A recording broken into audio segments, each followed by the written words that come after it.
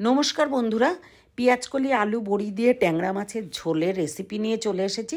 ট্যাংরা মাছগুলো ভালো করে কেটে ধুয়ে লবণ হলুদ মাখিয়ে নিয়ে সর্ষের তেল গরম করে কড়াইতে সর্ষের তেল গরম করে ভালো করে মাছগুলোকে এপিট ওপিট করে ভেজে নিয়ে আমি তুলে রেখে দিচ্ছি সব মাছ। একটা টমেটো কেটে তার দানাগুলো ছাড়িয়ে নিয়েছি। আমি দানা সমেত টমেটো ইউজ করি না খাবারে। তারপরে পিস পিস করে টমেটোটা কেটে নিয়েছি।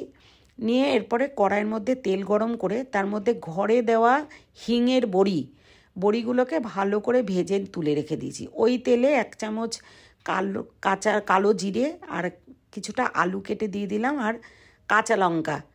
এখন আমি 4টে কাঁচা লঙ্কা দিচ্ছি প্রথমে, দিয়ে ভালো করে নাড়াচাড়া করে নিলাম। এর মধ্যে দিয়ে দিচ্ছি পেঁয়াজকলি 1 মুঠ ভালো করে কেটে ধুয়ে পেঁয়াজকলি দিয়ে দিলাম আর ওই কুচনো টমেটোটা দিয়ে দিলাম। দিয়ে এর মধ্যে আরও 3-4টে কাঁচা লঙ্কা চিড়ে দিয়ে দিলাম। দিয়ে ভালো করে নাড়াচাড়া করে এর মধ্যে দিয়ে দেব 1 চামচ লবণ। আপনারা আপনাদের স্বাদ মতো দেবেন লবণ।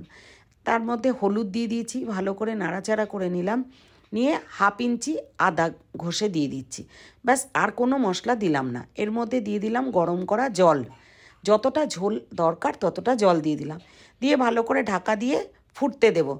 এরপরে ঢাকনাটা তুলে বড়িগুলো দিয়ে দিলাম প্রথমে ঝোলের মধ্যে, তার মধ্যে পুরো মাছ ভাজা মাছগুলো দিয়ে দেব। দিয়ে একটু ফুটতে দিয়ে দিচ্ছি।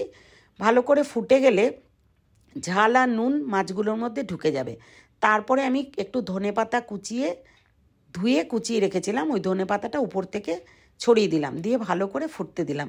পুরো রান্নাটা কমপ্লিট হয়ে গেল। Thanks for watching.